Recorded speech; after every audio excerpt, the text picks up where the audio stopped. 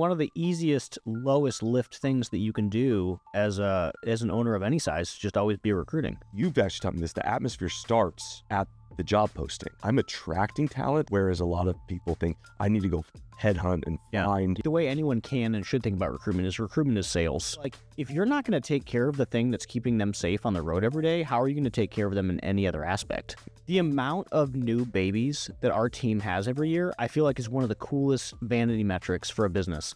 Like, our team feels so they're building their lives here with us. For like the top salesperson of IAQ or top salesperson who sells this or generates the most revenue, gets a Rolex. Nobody wants to join the sinking ship. Everybody wants to be at a place that like growing and winning. Like.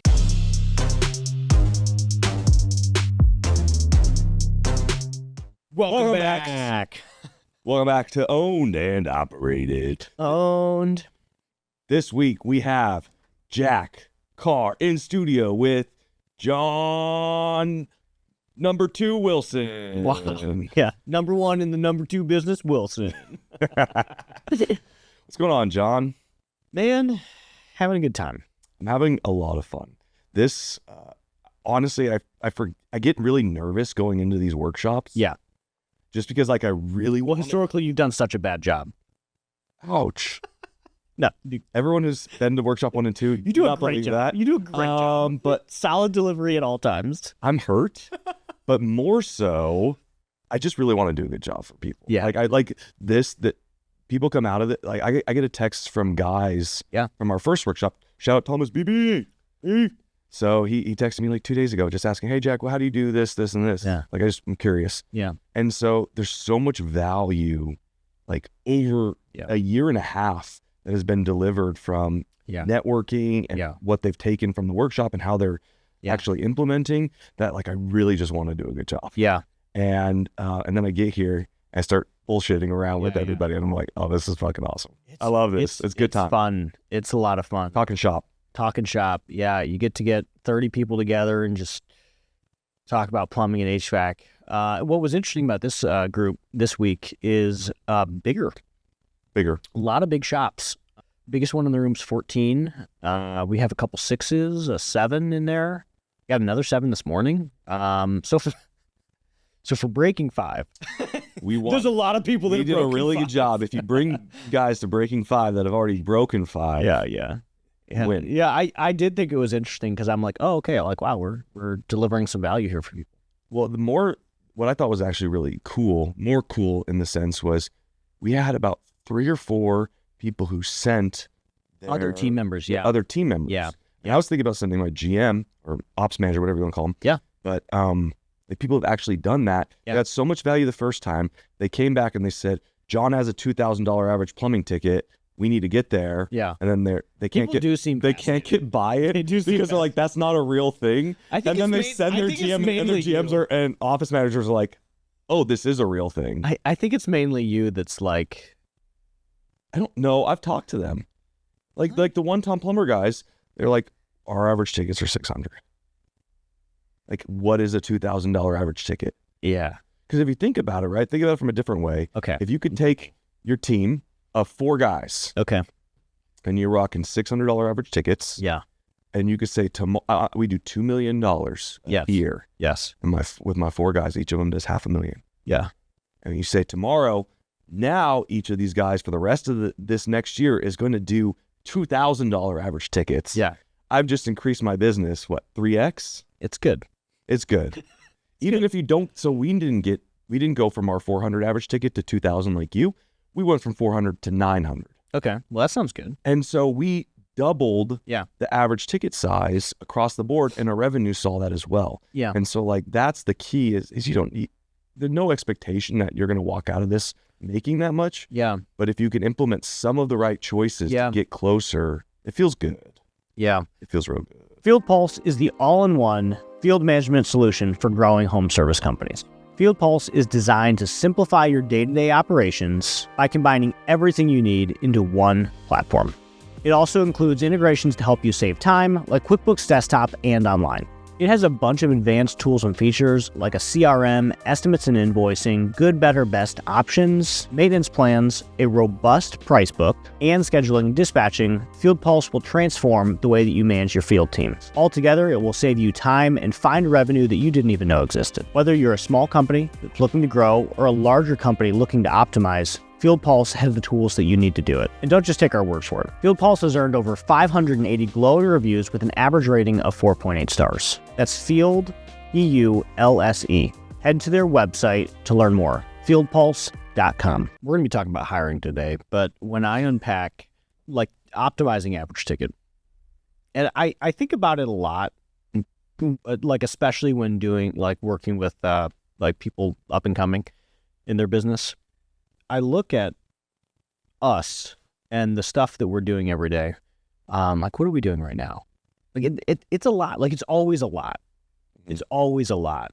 And yeah, I'll talk to other owners in like my size and some of these peer groups I'm in, and the way that their team moves and executes and thinks about ideas is just so different than how we do it. And I don't know that I'm saying that we're right.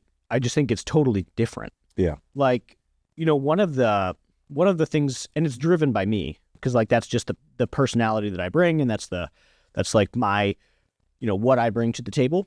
But sometimes it can be bad, where it can be kind of distracting. Like, hey, we need to level out. We need to chill and like figure out the SOP. And like, I'm not going to remember to do that. So I'm blessed with the team that does it. But we'll work with these teams or these companies in our peer groups, and we'll be like, oh yeah, we're trying this. Like we throw a lot of spaghetti at the wall, and then like you just kill what doesn't work, and you just like push really deep into what does work. And when I think about the $2,000 average ticket thing, obviously that totally fascinates people, which, yeah, I mean, that makes sense. It's high for the industry. That makes sense. But that is years of throwing spaghetti at the wall and like figuring out what works. You know, I'll look at someone, I'll look at a company. It's not like, oh, here's one or two things. Like I can, you know, sort of point you in the right direction, but like our entire business is built around delivering that average ticket. Like the way we think about marketing, the way we think about booking, the way we think about art, like what does a technician do? What truck do they drive? Yeah. Like it permeates every single decision that we make every day. It's a lot. There's a lot to it. And other people can replicate it. It's just like, you're not going to do it tomorrow. Yeah, like, it takes a while. Takes a long time. Mm-hmm.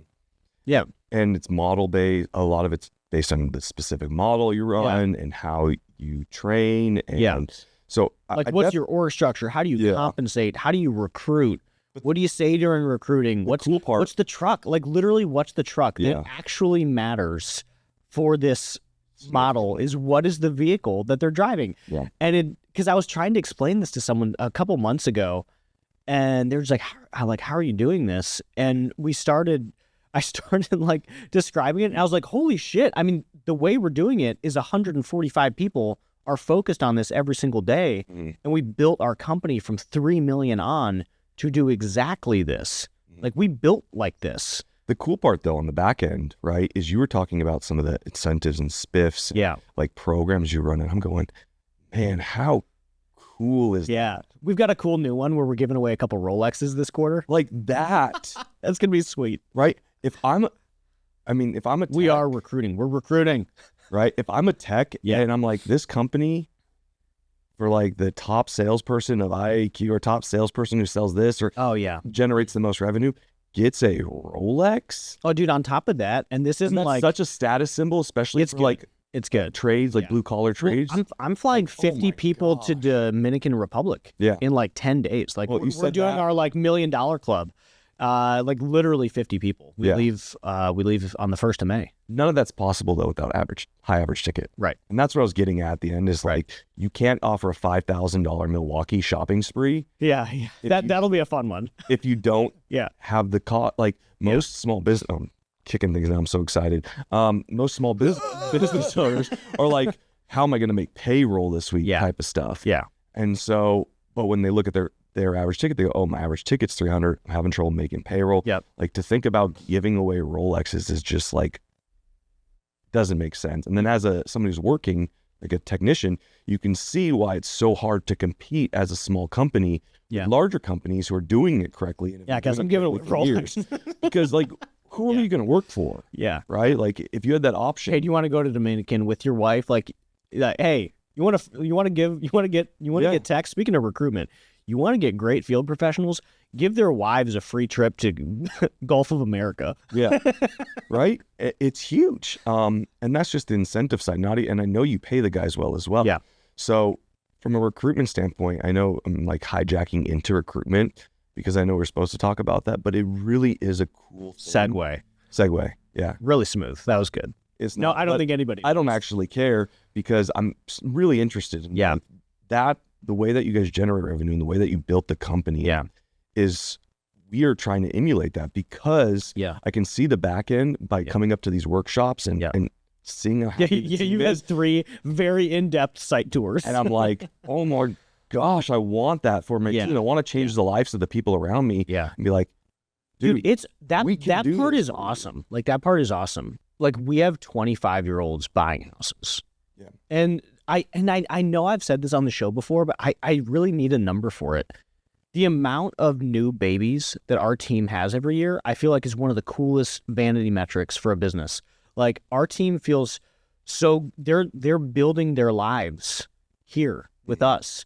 I had a guy, and he's one of our top electrical sales guys. And he just bought his first house. He's like 25 years old. He just bought his first house. We have his wife and he just bought a house. He's in the process of buying a house. Dude. He is one of our best HVAC technicians. Yeah. But caveat, he graduated school at 16. Yeah. Said, I want to be an HVAC tech. Yeah. Started being an HVAC tech at 16. Yeah. Now 19, 20 years old. He's going to buy his first house because he's doing such an amazing job with this. And I'm like, oh my gosh, man, you're 19. Yeah.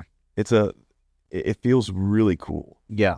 Not that I had a ton to do with like his 16-year-old plus. Yeah. I mean, but now we're able to you're part of their story. Yeah. We're still able to guide him and give him training, and he's extremely happy. Yeah. Shout out Jace. If he's never going to listen to this, but you might. Well, that's actually like, when you think about recruitment, a pretty good portion of the team listens to the show, of my team.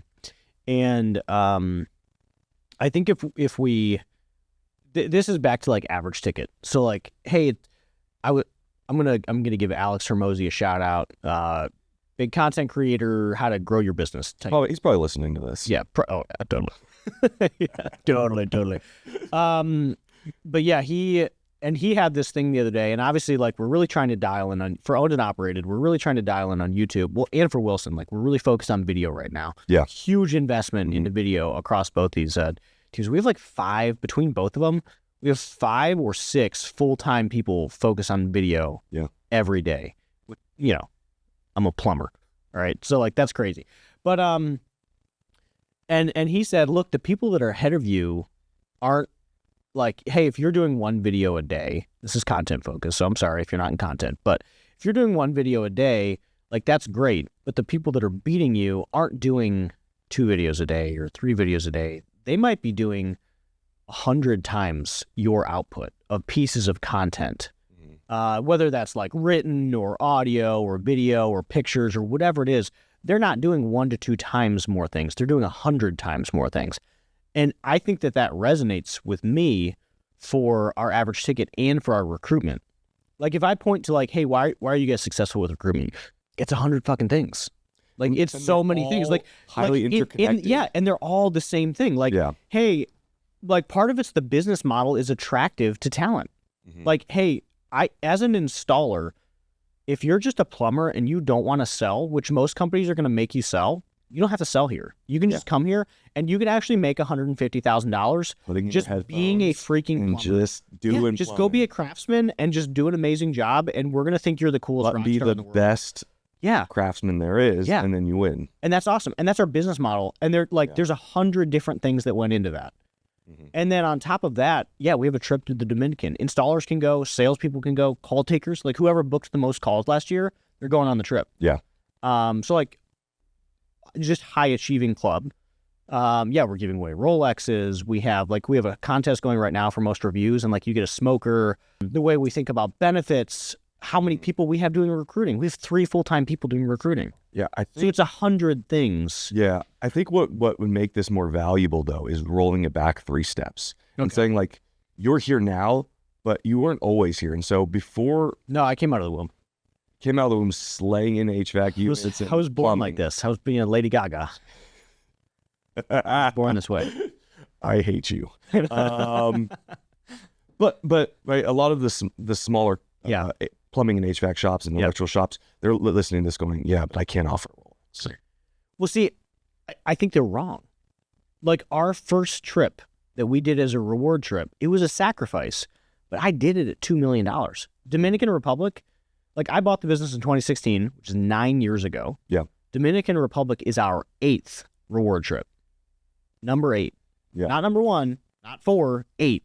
So I've been doing this since 2017. It's huge. Yeah. And I wasn't even $2 million in 2017. So when looking at recruiting, yes, there's a million things that go into. What I find interesting around your part of your recruiting strategy is that you optimize your recruiting strategy almost as a magnet. Sales funnel. It's a sales funnel, but it's a magnet, right? So a lot of what you do and how you design this is I'm attracting talent, whereas a lot of people think I need to go headhunt and find and club over the head and drag into my business talent. You're saying I'm creating an atmosphere where they can make a ton of money. Yeah.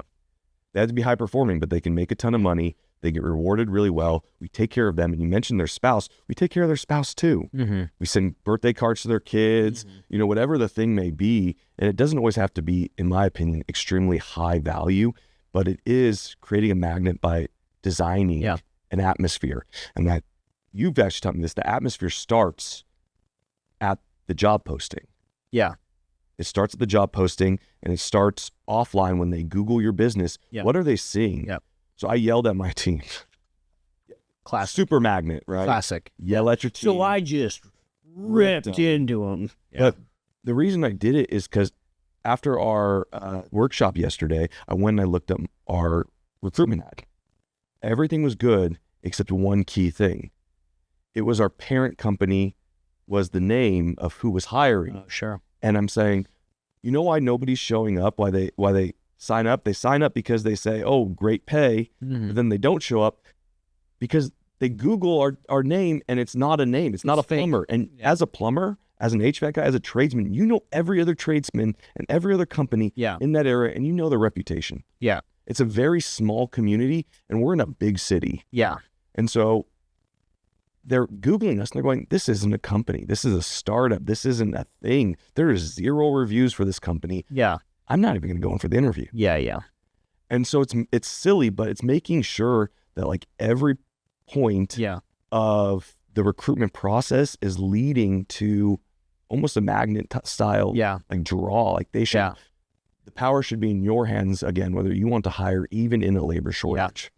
Yeah, the way we think about recruitment, and again, it's 100 things, right? Yeah. But like the way anyone can and should think about recruitment is sales. That's it. Like full stop. We can spend unlimited amount of time talking about how to create options and how to sell HVAC and how to do all that stuff. And if you take a fraction of the intentionality that people give towards sales and the craftsman side of the job, and you put that towards selling people on the opportunity that we have, like you will begin to unlock the 100 things. Yeah. I mean, that's everything from like, how do we signal with our trucks? Like, what's the wrap? Are they new trucks? I remember when I was in the field, like I knew who had the shitty trucks. We know who has the shitty trucks. Yeah. Like everybody knows who's got the shitty trucks. And like, man, if you're driving these trucks around all day, one, you don't want to be like, I know that I'm going to say the vanity part, then I'm going to say the rational part. The vanity part is like, nobody wants to be in a shitty truck. That's just vanity. Like nobody wants that. The rational part is like, if you're not going to take care of the thing that's keeping them safe on the road every day, how are you going to take care of them in any other aspect? Mm-hmm. Like, I think that is a real concern. Like, definitely, we've had people come in and be like, dude, my brakes were bad and they didn't do anything about it. It's freaking crazy. Yeah. That's wild. And especially top talent. Yeah. Top talent, you would have to excel in so many other ways to overcome that one silly little thing is driving in a nice vehicle, because that's your office. Yeah. That's their office. They don't want to show up at their office every day and it be an absolute dumpster fire that's breaking down the side of the road. Yeah. And now if they have any commission as well, they're not making any money sitting on the side of the road either. Yeah. They're a high performer. They want to win. Yeah. And you've just stolen their ability to do so by paying them. By just being unnecessarily cheap. Yeah. So like signaling, I mean, uniforms is a signal. Yep. Socials is a signal. You know, Radiant, we've said this on here, but Radiant at one point had a 7,000 tech waiting list because of their social media accounts. And our goal with socials between Owned and Operated and Wilson is to activate that as a recruitment funnel, because we think we have a pretty unique advantage. We have a really big media platform to start recruiting people and tell them how much money they can make. It's great. Yeah. But I don't think that's signaling. That's not necessary though. Like, so it's to be relevant, like you can signal on a local level without any kind of giant media platform. Yeah. Right. And that signaling is a clean website, good reviews. Yeah. Techs read the reviews. They want to know what it's like to work there. Nobody wants to join the sinking ship. Everybody wants to be at a place that like people growing and winning. Like. Yeah. And if you're going into like as a tech, I'm just trying to give owners the perspective. The technician's going to come in and go inside people's homes, and those people are giving that company 2-star reviews. Like, they're signing up for a hard life if they work for you. Yeah. They don't want that. Like, they want to go in and they want the customers to be easy. They want to make money. Like, they're not looking for a challenge of like, ooh, yeah, let's, make this 5 stars. Well, and then I think that also positioning yourself as a company that is focused on what you're focused on. Yeah. I'm not here to say that, hey, if you do a lot more, just your company's focused on repair, that's all you want to do, low tickets, they cut expenses in other ways. To each their own, but that's going to attract the type of talent that likes that. Yeah. And so or like technician, highly technical focus. Yeah. We see that a lot like on commercial companies. 100%, yeah. Right. And so just making sure that your online presence is it's designed for what you're looking for. Yeah. And you have to be intentional about that. And then once again, moving into the job posting, your job posting is designed with that same intent. Well, and is it always up? Yeah. We'll see. One of the easiest, lowest lift things that you can do as an owner of any size is just always be recruiting. Yep. Like that's it, which doesn't sound that hard to me. Our managers actually still get pushback on it. It's like, why are we recruiting right now? It's like, because what happens if someone leaves? What happens if we have to term somebody? Or what happens if we're entering busy season and I have to add 30 heads, which is what we're doing right now. Yeah. Like, it's a lot. Stuff changes a lot pretty fast. So, like, you always have to be looking and top grading, if nothing else. Yeah, and so explain for everybody what top grading is. I think that's top grading. Top grading is when you... Basically, if someone's struggling, you always want to coach, you always want to try to help improve, but some people don't want to be improved. Yep. So like try to avoid the people that don't want to be improved. Like one of our core values is betterment. That's literally number one, which is the ambitious pursuit of winning individually and as a team. So like you got to improve to be here. You got to want to improve to be here. So if somebody doesn't want to improve and get better, then like probably not a fit. So top grading is when you identify those folks that are just like not really here for it. They don't want to get better. They don't want to improve. They're not like trying to make their own life situation better. Then you replace them with someone that does. Like every seat, if you have a basketball team, I've used this comparison before. I don't know sports very well, but you can only have like 5 or 6 people on a court. 5, 6. You're looking at the wrong person. Okay, there's a set amount of people you can have on the court. That part I know. And so who do you want on the court? Yeah. So that's the concept behind top grading. If you have X number of seats, who can be on that court with you, and when is it time to switch? So that's the whole concept behind top grading. But obviously, like coach and try to catch that stuff in recruitment beforehand. Like, hey, is this the type of person that wants to grow individually? And if not, like great, like go join one of the small ticket companies. Yeah. And so I definitely think that this entire branding atmosphere and who you are and what you do and is extremely important. and what you can offer and kind of the fun on the backside. And that's all important. But I know a lot and of always people, be recruiting. I think that's a big one. I think that's a huge one. Because and I know everybody only recruits in the on season, but it takes 60 days to from job post to done. Now, something that I know I pushed you guys to add, recruiting folks to quick staffers. But a big part of how we can always recruit and constantly be checking resumes is remote staffing recruiters. They are on top of it, and they're amazing members of the team.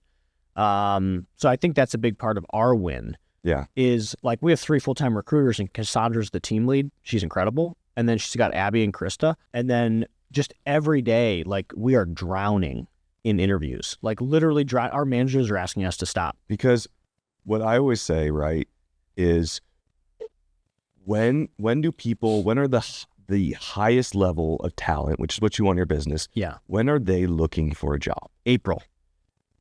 They're looking for a job. Yeah. It's very specific. Right now. April 22nd. It's actually right now. But when are they looking for a job? They're looking for a job when it's the slowest and they're not making any money. And so if another company can't keep them busy and you're a high performer, you're going to go look elsewhere. Yeah. Well, actually, so this is, I'm back to the 100 things of all the things that differentiate us. But for HVAC, one of our tactics, not even tactics, but recruitment is sales. So when you're selling, it's always what's the objection? How do you handle that objection? And one of the objections is always, how do you keep them busy? So we've talked about our tour through the facility. A really important part of that tour is stopping at the call center and talking about it. Hey, this is our call center. Yeah. We have 9 people taking calls every day. They handle 1,000 customer contacts a day. So the objection of, will you keep us busy, is sort of gone. But what we've added on top of that, when I was personally handling the recruitment for HVAC, was here's how many members we have. And then I give them the 300 members to every HVAC tech. And also I pulled open our dispatch board and showed them the schedule. Hey, we're actually so busy. Here's the last month. I clicked through it. Here's the next month. And I clicked through it. Yeah. And just showing that but obviously our marketing's dialed. There's a lot of things that go into it. There's 1,000 things that go into it. Yeah, but are they going to keep me busy is one of the biggest objections you could handle in an interview process, especially HVAC. And because they're so used to booms and busts and layoffs. So the will you keep me busy is you got to know how to handle that inside an interview setting. Especially in March or February or April. Yeah, because they're coming from working 2 hours a week somewhere. Yep. We had a company locally, $20 million shop. And it was 45 of their 50 field employees sat for weeks. There was a company local to us that they posted something on their social media and they didn't notice, but in the background of the social media was how many calls they were behind. And this is a $40-50 million company, and they were behind 45 calls in a certain department in February. But could you imagine that's multiple people not running at all, sitting at home. Now, actually, I want to put that publicly. I'm going to write that down. That's interesting. Just answer the phone is one of those phrases that's always easier said than done. I know it was hard for me in my business because the phone always rings while you're out in the field trying to get something done, or it's 8 p.m. and you're trying to get your kids to bed. Well, I have the solution for you. I'm extremely excited today to announce Quick Staffers, your go-to solution for building a high-performing, cost-effective customer service team. We are placing CSRs who have been pre-trained on proven home service SOPs and scripts, the same ones that Wilson and I use in our business. For a limited time, we're offering $500 off your initial placement costs for the first 10 signups. See link in the description below or head over to quickstaffers.com for more information. So we talk about call budget every day, but I kind of like the idea of having that very publicly posted. Okay. That's a solid idea. I'm going to do that. Just a little subliminal messaging. We're up 60 calls today. Yeah, dashboarding is really interesting. This isn't recruitment focused, but you'd be amazed what happens when you start just putting data in front of people and don't say anything. Yeah. You'd be amazed. We started this automations team. So we hired a custom software dev, and then we're bringing out an AI specialist, and we're just churning out web apps, very hyper specific to my problem web apps. Which is kind of fun. And our first one. This is the only reason I want to grow is so I can do stupid. Dude, I feel I've made this joke before. When I feel such a boomer, I remember people I remember people 10 years ago or 5 years ago, and they'll be yeah, we're we're custom making this software to solve. And at the time I was like, that is the dumbest shit that I've ever heard in my life. And I think if you're a $2 or $3 million shop, you should probably not do this yet. Yeah. Because there's probably an out of the box. Like if there's an out of the box, like stop it. Yeah. I know people that are like, we have to custom build our CRM. And I'm like, just like there's so many options. Just go buy a CRM. Like please go chill. Please. Like your needs at $3 million are not so fucking custom that you need to build something. Yep. Like that's absolutely ridiculous. Yeah. You're being dumb. All right, off the pedestal. But I feel like a real boomer because like we're building this. I've made fun of people for this for years, but like now we're custom building this like dev team, and yeah, we're starting to see product, which is pretty fun. That's cool. I think maybe we'll like give it away. I don't know, like in case other people want them, but like it's API into Service Titan. And then like ripping the data we need. Like this, scraping this subsect of data and getting you it. So the first one is like tasks. Like, are you guys using Service Titan tasks? Not as much as we should.